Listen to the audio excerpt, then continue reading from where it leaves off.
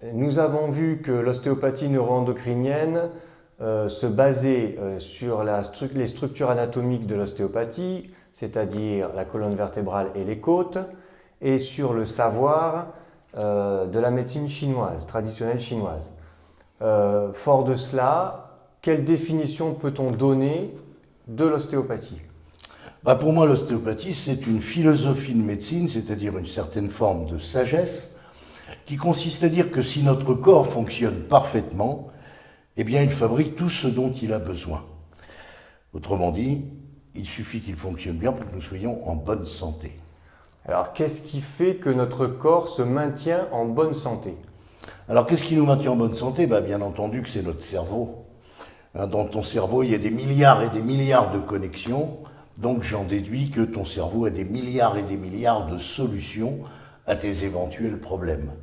D'abord, qu'est-ce qui est susceptible de nous maintenir en bonne santé ?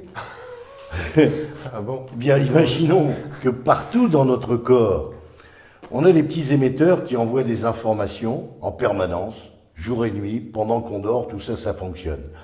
Toutes ces informations périphériques vont être centralisées au niveau de la moelle épinière.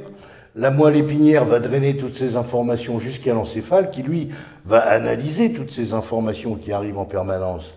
Et après analyse, le cerveau est censé, en empruntant les voies efférentes, c'est-à-dire les voies réponses, le cerveau est censé, je pèse mes mots, renvoyer les réponses les mieux adaptées pour que notre corps fonctionne parfaitement.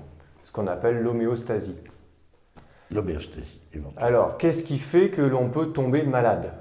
Imaginons que le long de cette moelle épinière, si on reprend ce raisonnement, apparaissent un certain nombre de petits obstacles qui vont faire que certaines informations périphériques vont buter sur ces petits obstacles et ne vont plus parvenir au cerveau. Le cerveau, lui, continue à envoyer les réponses, mais il est évident que si ces obstacles ou ces chintes énergétiques, appelons ça comme on veut, vont faire qu'on va assister progressivement à une désinformation, à un appauvrissement de l'information, donc à une désinformation progressive du cerveau, et moins les informations vont arriver au cerveau, et plus notre état de santé va se dégrader, jusqu'à des pathologies, hélas, qui peuvent être très graves.